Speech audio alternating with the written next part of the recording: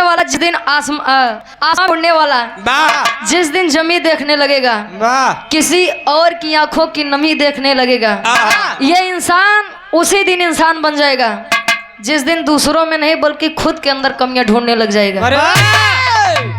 कहा थे काका दूसरे पे अंगुरी उठाओ बहुत आसान है, लेकिन खुद के गलती सुधार ये मनाई कनाही दिखाते हैं।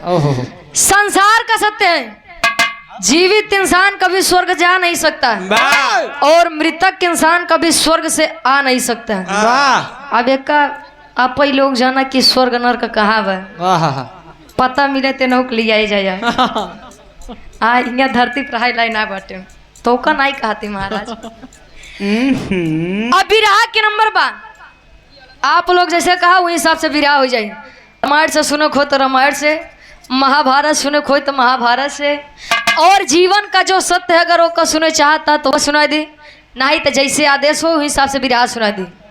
कुछ आदेश बा दादा? अरे कही दे शर्म न करा।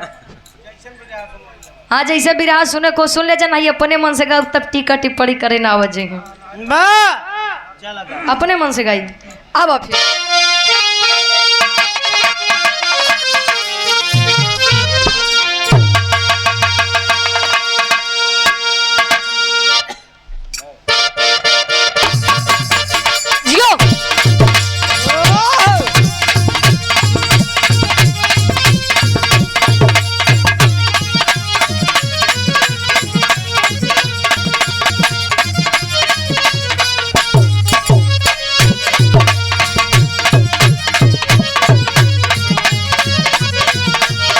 क्या बात है?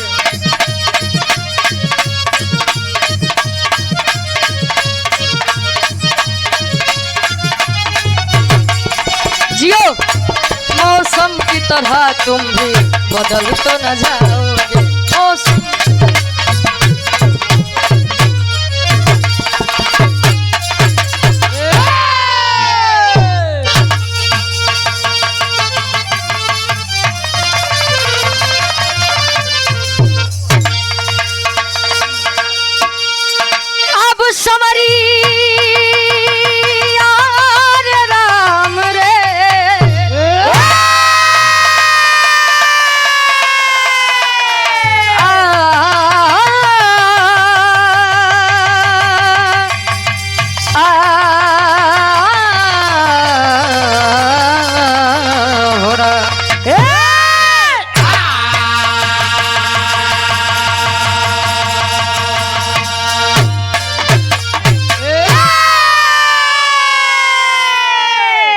स्वर्गीय दादी की आप सबसे बड़ी बहू है, आदरणीय आप हमारी भाभी जी के द्वारा इस भाव को समझते हुए 100 रुपए का महान आशीर्वाद, चरणों में कोट कोट नमन है। आशीर्वाद के चारे कि हम बच्चे अपनी कला में कामयाब रहे। अच्छा का कई भाभियों से जुड़ा बड़ा खतरा ही है। रामायण में भाभी माता के समान थे नीरज भैया, अब महाभारत में भाभी मेहरारू समान रहे। समझी ना या वो सही के कमाने काका हो। हाँ भाभी माता के गोड़ छू के पहली बार आशीर्वाद के चारे क्यों बच्चे अपनी कला में कामयाब रहे। 4 लाइन कवि का भूमिका के अंदर भाव है, कैसे?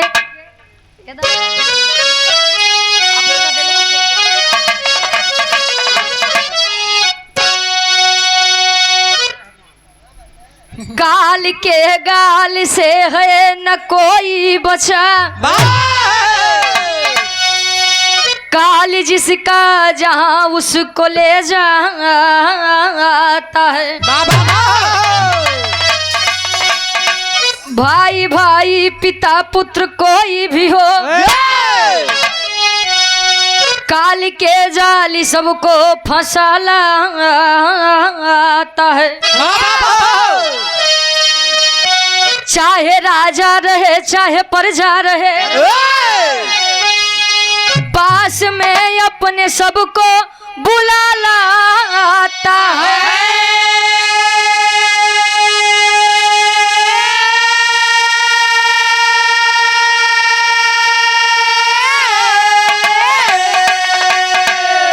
काल के गाल से है न कोई बचा, आते ही सबको देखो रुला जाता है।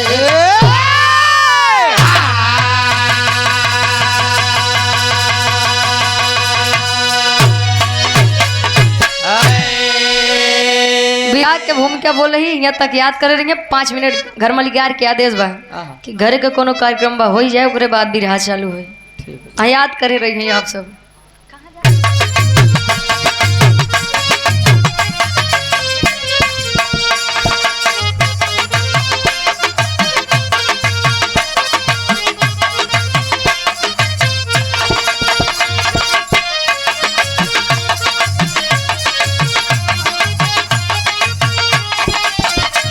क्या बात है।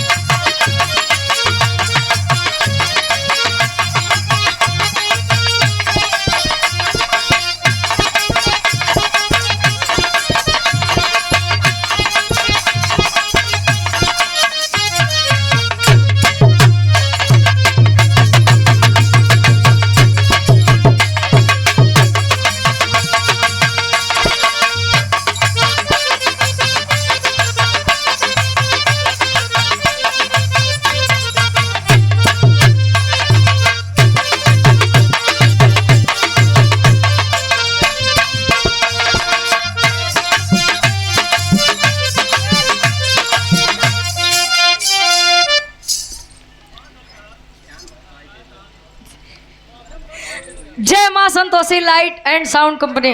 वाह। आप प्रोपराइटर धर्म क्या बड़े भैया संजय यादव जी आशीर्वाद के 451 रुपये का महान आशीर्वाद। चरणों में कोट कोट नमन है। आशीर्वाद के प्रतीक्षा बा। कहानी की आप लोग ध्यान दिया। काल के गाल से है ना कोई बचा। अरे वाह। काल जिसका जहां उसको ले जाता है। आप लोग सुनो तो बा पुरनियन के मोहे कि भैया जेकर जैसे मौत बा वो ऐसे नहीं जाई। कहे जन्म से लेकर मृत्यु तक दौड़ता है आदमी। दौड़ते दौड़ते दम तोड़ता है आदमी।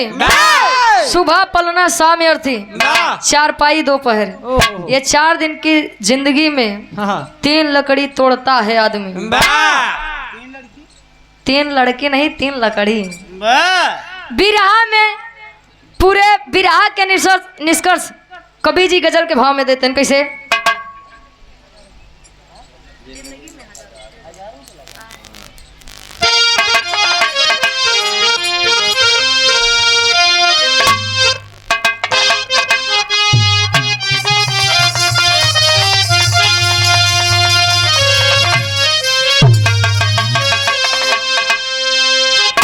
समझने वाले लोग समझेंगे। बुद्धिजीवी लोग जब भी रहा सुनो आए बाटे उनके बारे। कवि जी एक लाइन बतावत है कैसे आज जिंदगी के सत्य के बारे में।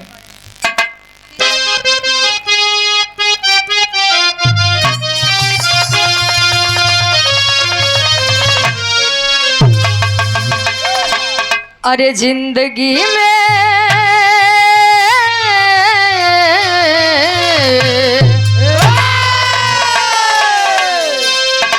जिंदगी में हजारों का मेला।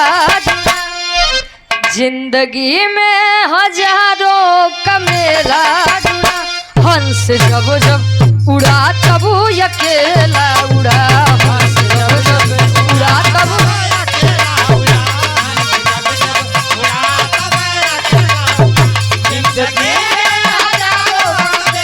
क्या बात। हंस जब जब उड़ा तब अकेला उड़ा। हंस जब जब उड़ा तब अकेला उड़ा। जिंदगी में हजारों का मेला जुड़ा। हंस जब जब उड़ा तब अकेला उड़ा। संसार में आने के बाद कितना भी रिश्ता बना लीजिए, कितना नाता बना लीजिए, लेकिन जाना सभी को अकेले है। भाव में कवि का भाव है कैसे?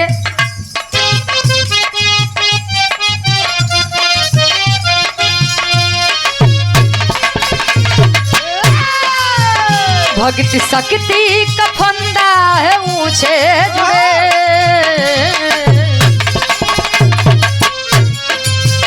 भक्ति शक्ति का फंदा है ऊंचे जुड़े।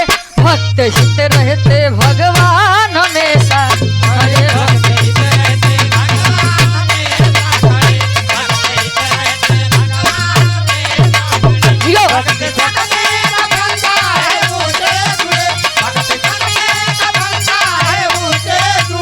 भक्त हित रहते भगवान हमेशा खड़े भक्त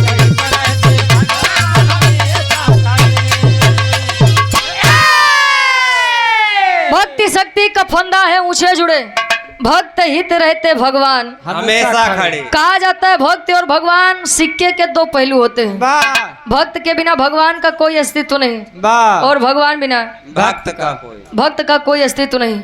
और यहाँ पुनः मुरारी लाल जी दिल्ली की पावन धरती से 500 रुपए का महान आशीर्वाद, चरणों में कोट कोट नमन है, आशीर्वाद के चारे बिरहा के हमरे कहानी के शुरुआत यहीं से बा।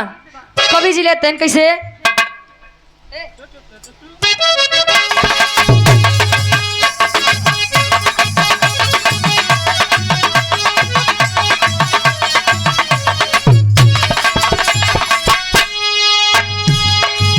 सुनिए गौर से एक छोटी सी कहानी है। सुनिए गौर से एक छोटी सी कहानी है, राजा विक्रमादित्य की राजधानी है।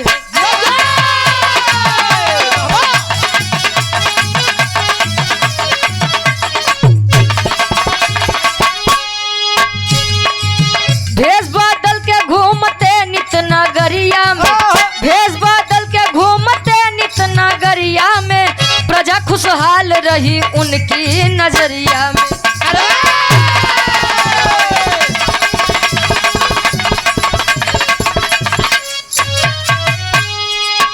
एक दिन घूम रहे हुआ ब्रह्म बेला है, एक दिन घूम रहे हुआ ब्रह्म बेला है, नजर के सामने क्या गजब का खेला है।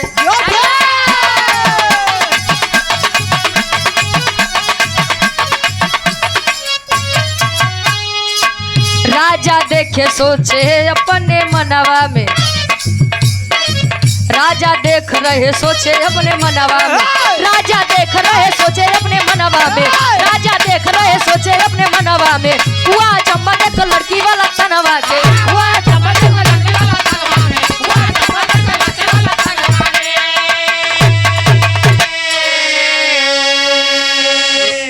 और आप गार्जियन जी परम आदरणीय परम सम्मानित जो कि परिचय के मोहताज नहीं है, आप डॉक्टर विवेक यादव जी CJMS वाल चिकित्सालय मुगराबाद शाहपुर से, आप गार्जियन जी के द्वारा 101 रुपए का महान आशीर्वाद के चाह रही ऐसे भैया सेवा करत रहे। ये दुनिया में वैसे सब चीज का नाराज कैले काका, लेकिन दो चीज का भोजी नाराज करे।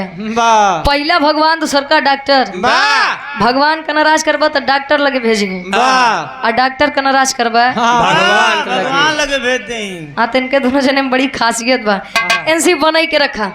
कहानी के आप लोग तनी समझ ला, आसाना पूर्ण विश्वास बा, कहानी शीशक के जैसा साफ हुई।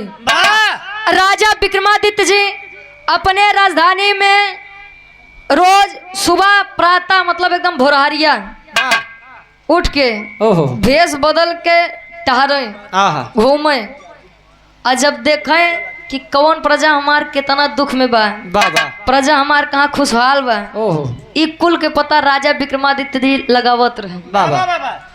एक दिन एकदम ब्रह्म बेला बा, सुबह सुबह के टाइम बा, टहल करके अपनी राजधानी की तरफ बढ़ रहे थे। एक लकड़हारा लकड़ी काटने के लिए जंगल में आता है, और जब वो जंगल में आया तो लकड़हारा लकड़ी काटे बदे पेड़े पे चढ़ गए। त्यार लकड़ी काटत बाद एक भालू लकड़हारे की जान लेने के लिए पेड़ पर चढ़ रहा है। और जब भालुया को लकड़हरवा देखे ते अपन जान बचावे बदे वही पेड़वा पर से नीचे कूदिया, जान बचाने के लिए कूदा, लेकिन जान नहीं बची। और जब जान नहीं बची तो ये चीज राजा विक्रमादित्य जी पेड़े के पीछे से छुप के देखते हैं। अब वो भालू जान लेकर जैसे आगे बढ़ा, आई के जमीनी में रेंगत बल लोटत बा, एक सुंदर लड़की का तन पाया है वो भलुइया। वाह आज जब सुंदर लड़की के तन पाए तो जाई के एकांत जगह जंगल में बैठ गया। दो सिपाही नौजवान आए। छोटा जब लड़की को देखा तो अपने बड़े भाई से कह रहा है, का कहे गुरुजी? एक लाइन गीत है बा।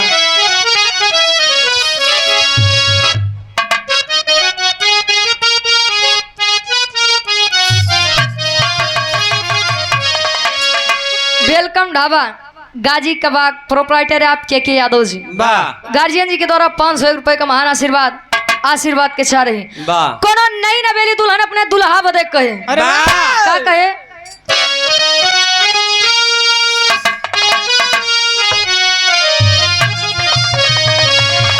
त जवन जवन कहबा सैया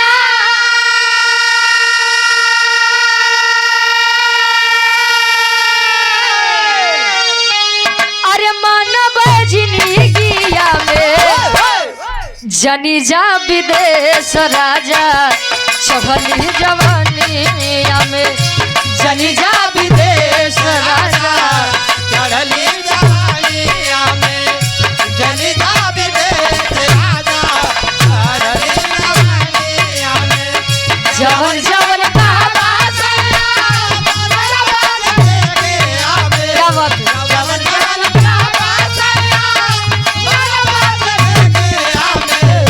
जनी जा विदेश राजा चढ़ली जवानिया में। जनी जा विदेश राजा चढ़ली जवानिया में। जनी जा विदेश राजा चढ़ली जवानिया में। लेकिन भाव पर आप लोग गौर करेंगे। कवि जी दर्शाते हैं कैसे? बनवा में आवत रहले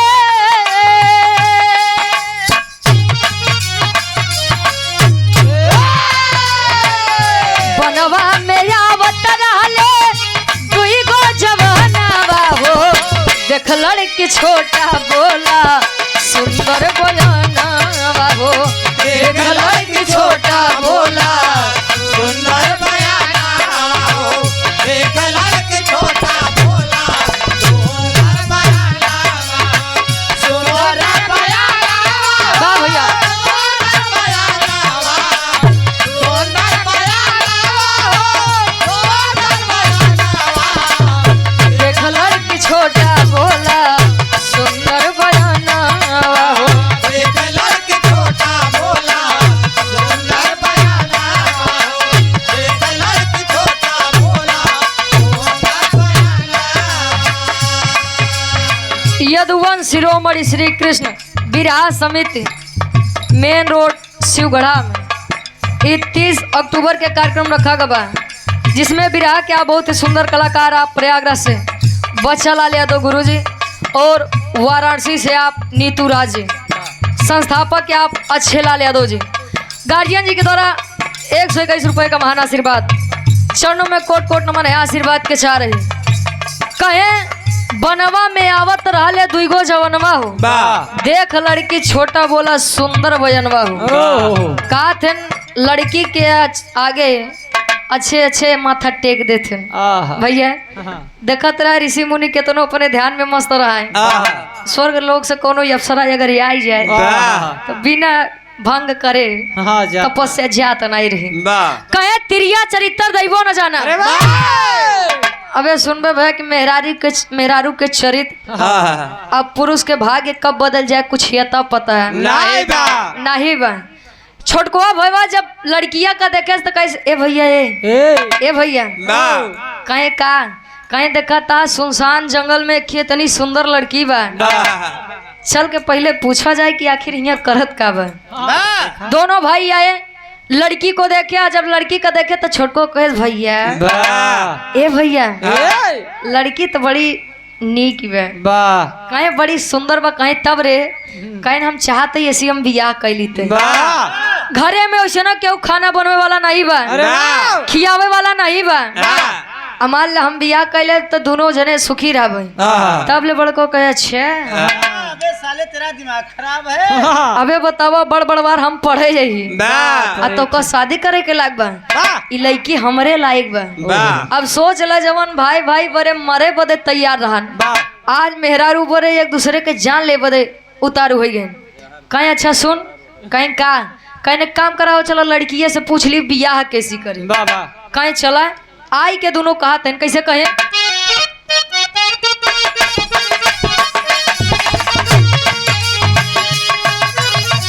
शादी की बात दोनों अपनी जताए, शादी की बात दोनों अपने जताए, शादी की बात दोनों वाह। अपने जताए।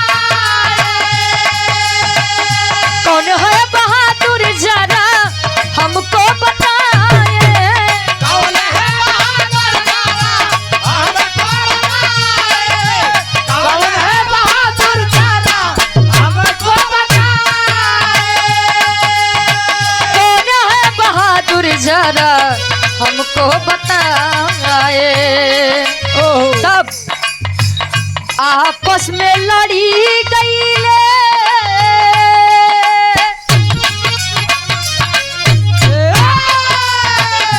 आपस में लड़ी गई ले दुनहु जवाना हो, देख लड़की छोटा बोला सुंदर बयाना हो, देख लड़की छोटा बोला सुंदर बयाना, वाह। सुंदर बयाना हो, सुंदर बयाना, सुंदर बयाना हो, सुंदर बयाना।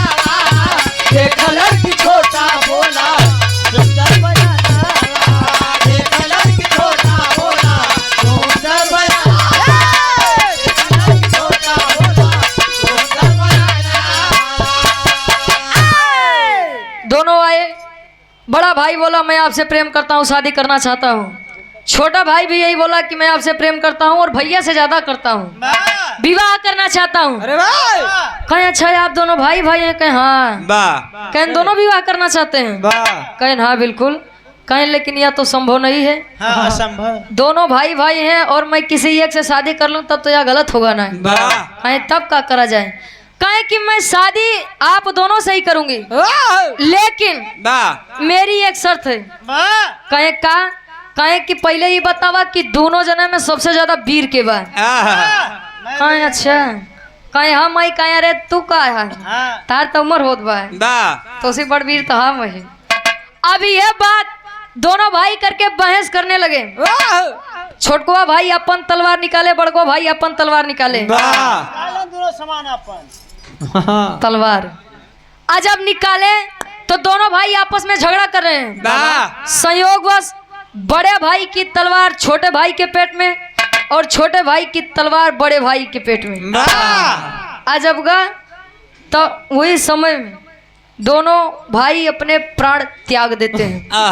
आज अब मेहरारू इतना काम करे तो उठे आगे जात बा, आज जमीनी में रेंगत बा। अब कौन रूप मिला, कवि जी लिखत है गीत बदलत बा।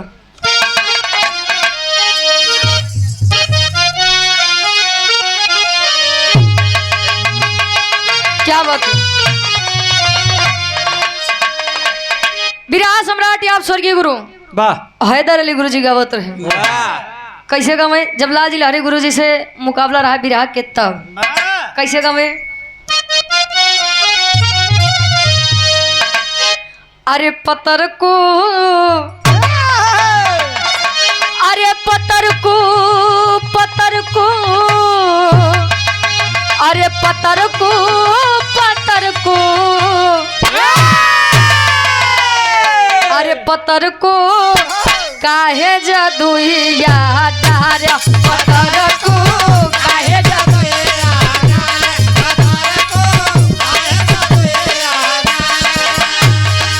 सारी जिंदगिया है जियते जिंदगिया तू हमके सताया, संवर को, संवर को काहे जदुइया डार, पतर को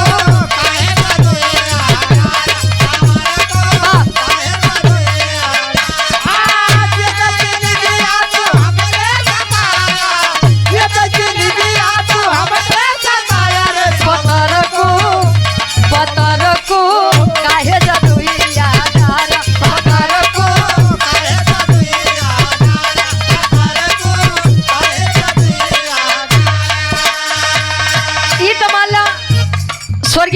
हैदर अली गुरुजी गावत रहे, लेकिन जब लाल लहरी गुरुजी खड़ा हुए, अच्छा उन्हीं के देख के तनी के हिम्मत मिले थे भैया।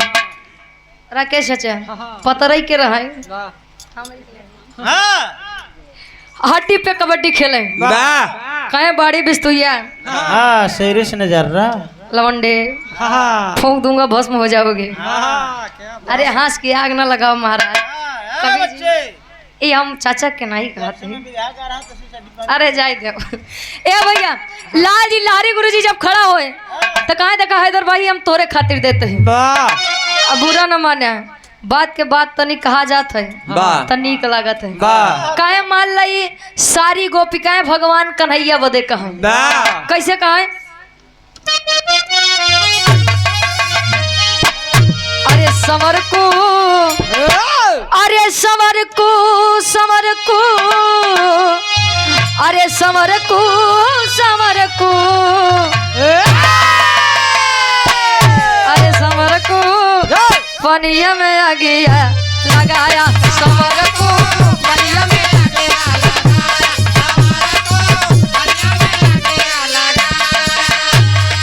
सारी जिंदगिया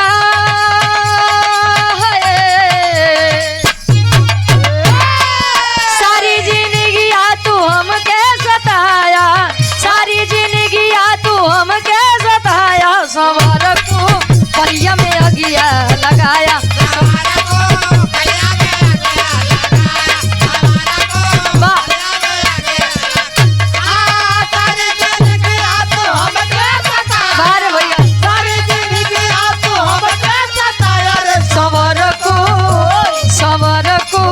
पनिया में आ गया लगाया, समर को अरे बाहर रख दे सोचा। और आप पुनः गार्जियन जी इस भाव को समझते हुए आदरणीय आप परम सम्मानित दरोगा यादव जी, श्रोता सम्राट गीता नगर प्रतापगढ़ से, सरौता सम्राट, सरौता नहीं श्रोता सम्राट, तो इज्जत बनावत आग धोवत है। आप गार्जियन जी के द्वारा 200 रुपए का महान आशीर्वाद, चरणों में कोट कोट नमन है, आशीर्वाद के चाह रही सुरेश चाचा वो काज नहीं कहा, अशोक चाचा तुम्हें बोलावत रहे, मजाक नहीं सीरियस में, ये तुम्हारा मनोरंजन खातिर कभी जी भाव लिखा था वो लड़की के रूप मिला कौन चीज के। अब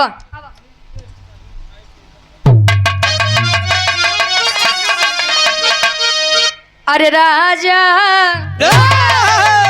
अरे राजा कुछ हूँ समझ नहीं पावे, अरे राजा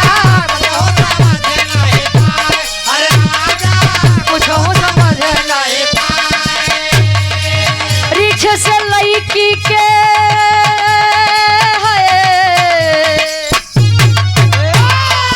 रिछ से लड़की के भेसवा बनाए, रिछ के लड़की से भेसवा बनाए, अरे राजा कुछ समझ नहीं पावे, अरे राजा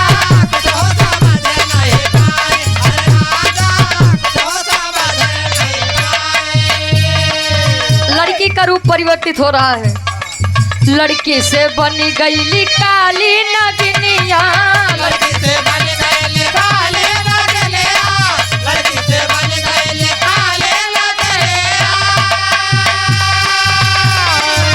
नदिया किनारे चली रेंगत जमीनिया, नदिया किनारे चली रेंगत जमीनिया, नदिया किनारे चली रेंगत जमीनिया,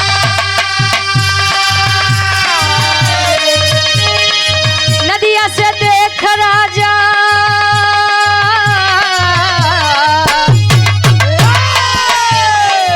नदिया में देख राजा गईले घबराए, नदिया में देख राजा गईले घबराए, अरे राजा कुछ समझ नहीं पावे, अरे राजा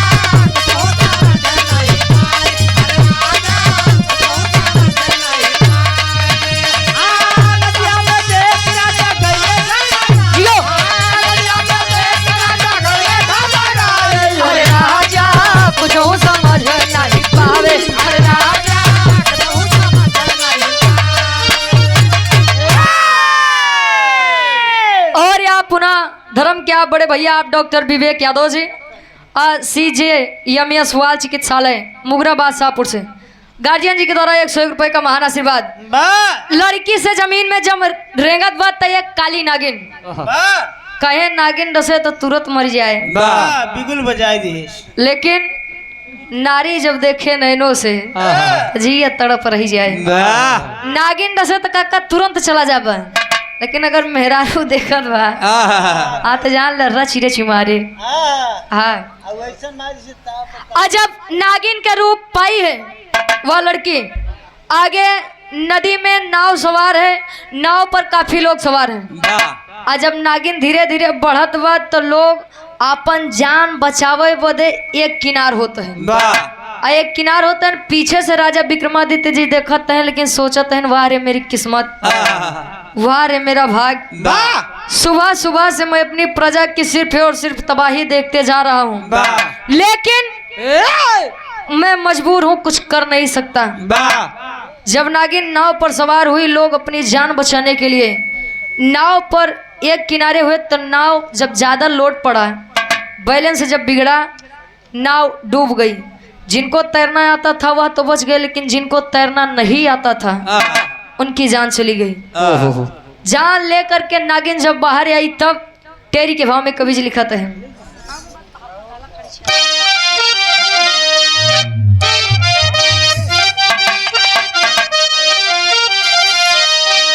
अरे राजा जी हक्का बक्का हो गए, अरे राजा जी हक्का बक्का,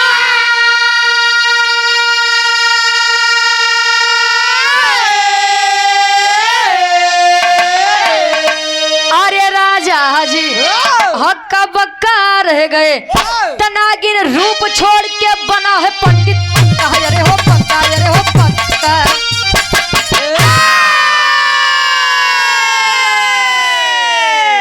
नागिन रूप छोड़ के बना है पंडित पक्का, राजा जी हक्का बक्का रह गए। नागिन का रूप छोड़ करके पंडित का रूप जब रखा तब ले राजा विक्रमादित्य जी कहन बस बस बस ये अब तो पूछब। पहले शुरुआत में भालू बने, बाद में लड़की बने, नागिन बने, ना ही पूछा, लेकिन अब साधु बना है तो जाई न दे। पीछे से आवाज देते ए बाबा ए बाबा ए बाबा पीछे मुड़ के देखें कस बच्चा बोलो क्या हुआ, क्या तकलीफ है। बस बस अब ढेर के हमारे आगे संत बने के कोशिश न करे। तोहार संत तो हम जानत है। जवन सुबेरे से तू खेला करत आ न ओकम अपने आँखी से देखा आवत है। कहीं क्या हुआ, कहीं अच्छा बाबा एक बात बताइए, आपने भालू का रूप लेकर एक लकड़हारे की जान ली, लड़की का रूप बनाया, भाई भाई का प्रेम आपने खत्म कर दिया, भाइयों की जान ले ली आपने। आखिर नाव पर सवार उन लोगों की क्या गलती थी जिनकी जान या आपने नागिन बन के ले ली, और यह पंडित बन के कहाँ जाता है। कहे बेटवा मनबा ना कहे नाई माना, बिना बताए आज जाए न दे। कवि जी लिखा था कैसे पापड़ के भाव में कवि जी लिखा था,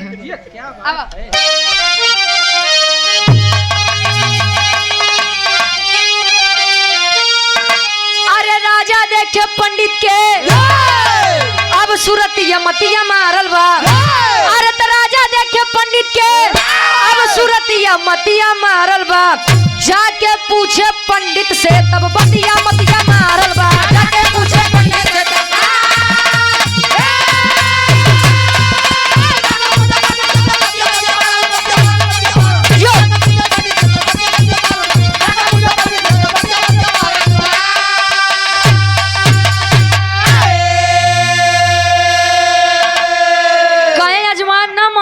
बिल्कुल न माना, बताई दे तू है के मैं इस राज्य का राजा हूँ, लेकिन मैं कुछ कह नहीं सकता है आपको। बताइए आपको ना कहीं सुना ले जाने ला हम के यही बतावे कैसे। तो पंडित बोला राजा से भेजा हमें विधाता हो, जिसकी जैसी मौत होती वैसा रूप बनाता हो, अरे आता नहीं समझ में कोई के फतिया बतिया मारल बा, अरे आता नहीं समझ में कोई के अब ये फतिया मतिया मतिया मारल बा जाके पूछे पंडित से तब मतिया मतिया मारल बा जाके पूछे पंडित से।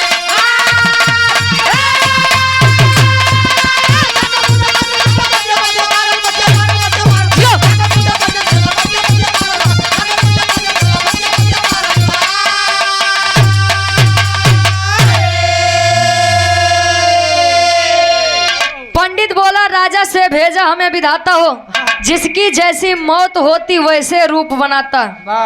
और ये समाज ये दुनिया का सत्य है जेकर जैसे मौत लिखी बकाका वैसे ने होए। इस समय इस संसार में समय से बड़ा बलवान कोई नहीं होता।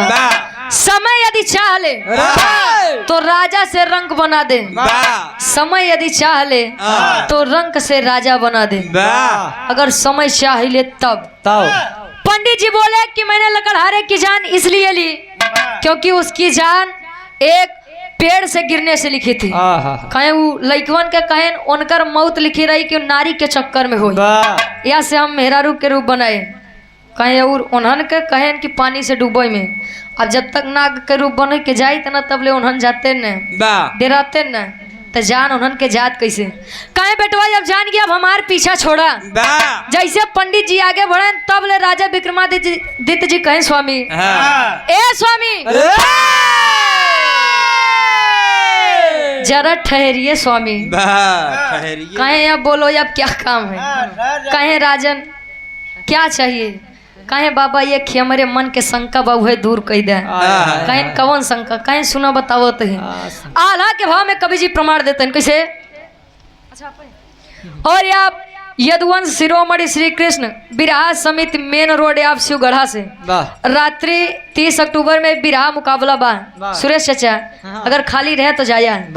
बिरहा क्या बहुत ही सुंदर कलाकार आप प्रयागराज से आप बच्चा लाल यादव गुरुजी, वाराणसी से आप बिरहा की बहुत ही सुंदर गायिका नीतू राज, संस्थापक आप अच्छे लाल यादव, गार्जियन जी के द्वारा अच्छा यहाँ पे हैं आपके द्वारा पुनः 101 रुपए का महान आशीर्वाद। चरणों में कोट कोट नमन है आशीर्वाद के चाह रही। ऐसे कलाकारन का हौसला बढ़ावा जाए। दरोगा चचा अच्छा ठीक ठीक। कवि जी प्रमाण देते हैं कैसे।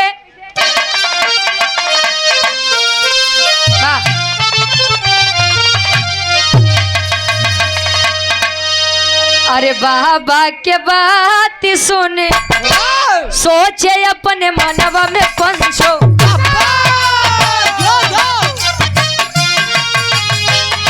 कैसन समैया प्रभु जी दी होला देखा।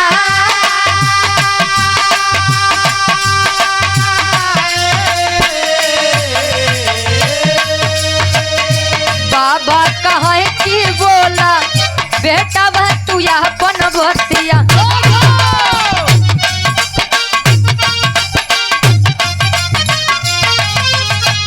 हमारे समनवा देता भेदावा बता।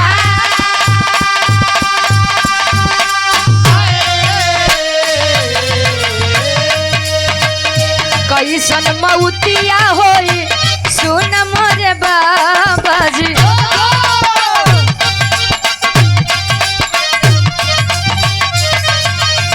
साफ साफ बाती या तू देता ना बता।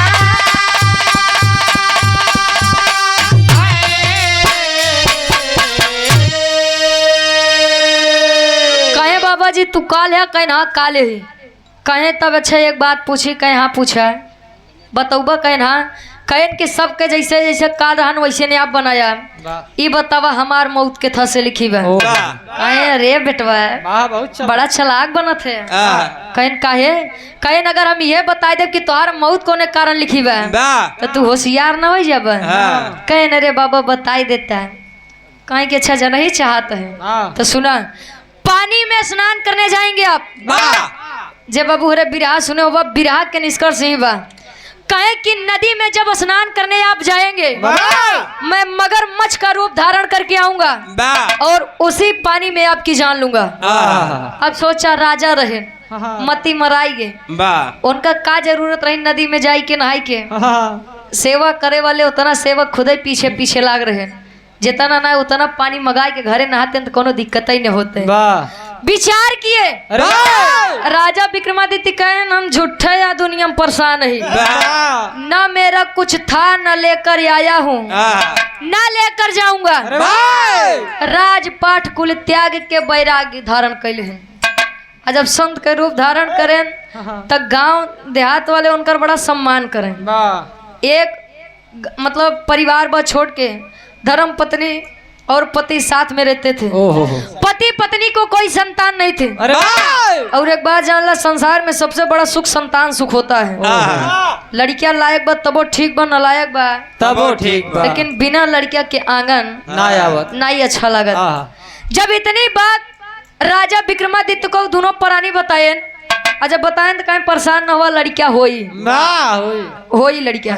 समय बीता, लड़किया जन्म ले। आज मुंडन संस्कार करे बदे विक्रमादित्य का बोलायन और करेन का आखिरी भाव में कवि जी लिखते हैं, खड़ी के भाव में।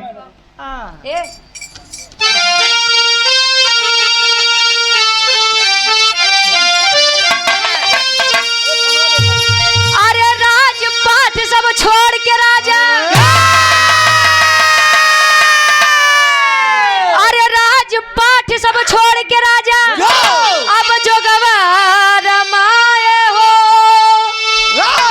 साधु वाला भेषवा लिए है बनाए हो, साधु वाला भेषवा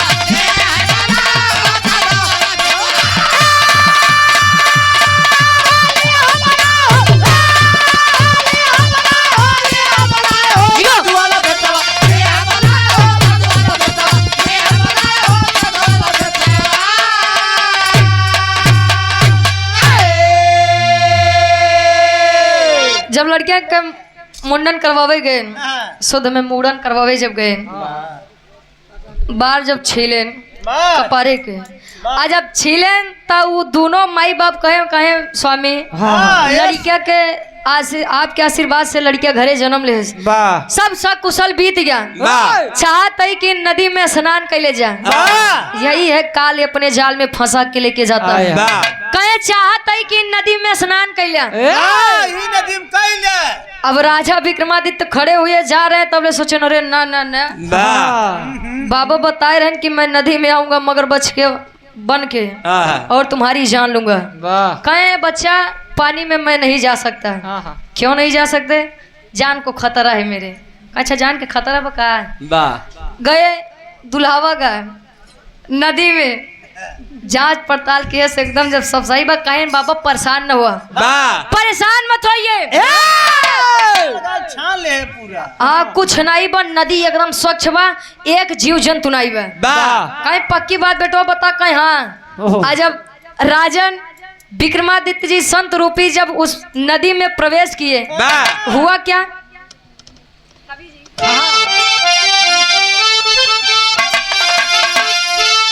हुआ जम्मा एक दिन तब करने गए हैं स्नान हो, तो काल बना है महाकाली अब कोई सका न जान हो।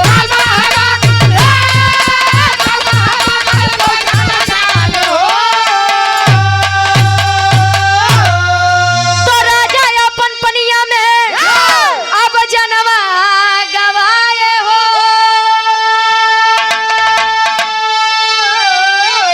तो राजा अपन पनिया में अब जनवा गवाए हो, साधु वाला भेषवा लिए है बनाए हो,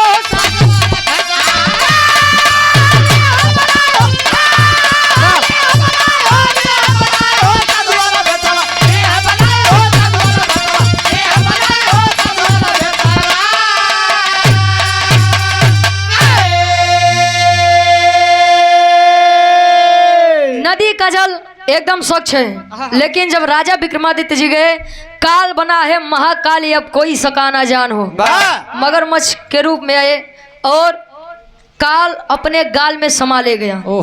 इसीलिए कहा जाता है कि जिसकी जैसी जहां मौत लिख उठी है वो खुद ब खुद अपनी मौत की तरफ चला जाता है। वैसे लोग कहा थे, ध्यान दे वाली इतनी बात बा, इशारों को समझेंगे राज को राज रहने देंगे। क्या बात है? तनी के बात समझा।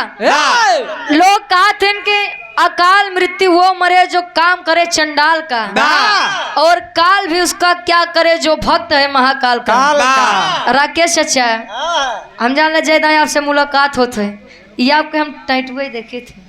महादेव, बारे महादेव जी ऐसे छत्र छाया बनाए रहे। आप लोग जाना था जब भस्मासुर का भगवान शंकर जी आशीर्वाद दिए रहन बेटवा, जेकरे मुड़े ऊपर हाथ रखबा भस्म हो जाई। पौते मान तक खुदे महाकाल जी के पीछे लाग गए, खुदे अपन जीव बचाई के भागे। भैया विष्णु जी अगर नारी बन के नहीं होते तो भस्मासुर महाराज कुल खराब ही कह देते। काका हो अच्छा, अमोद से आप स्वर्गीय दादी जी के आप भतीजे, आप भैया जी के द्वारा 101 रुपए का महान आशीर्वाद। ये बड़े काका हो काल जकर जहाँ बहु लई के जाई, ये हमारे विराट के शीर्षक बा राजा विक्रमादित्य जी के काल, ये हमारे विराट के शीर्षक रहन।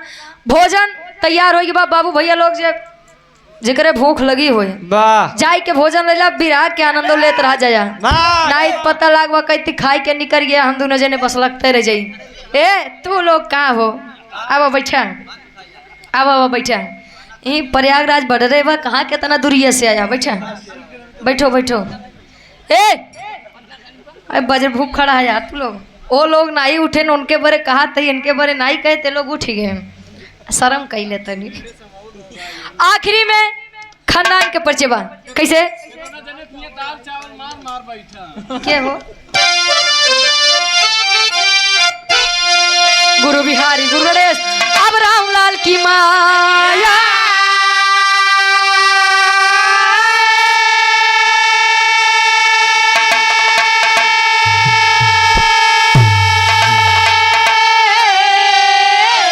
अरे रामदेव चंद्रिका की अब बनी रहे हो छाया।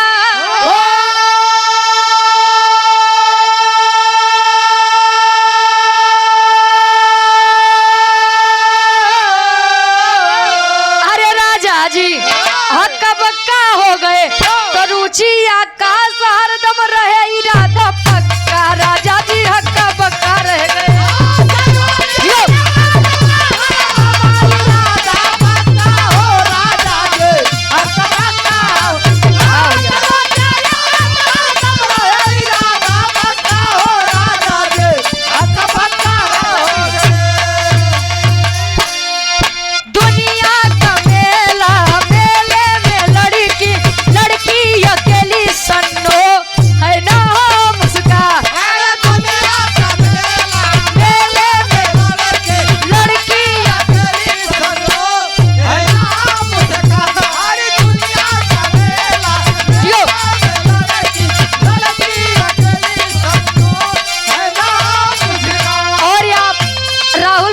पूजनीय नाना जी शारदा प्रसाद यादव जी चंद्रपुर से आप गार्जियन जी के द्वारा नाना जी के द्वारा 101 रुपए का महान आशीर्वाद के चाह रही कहे।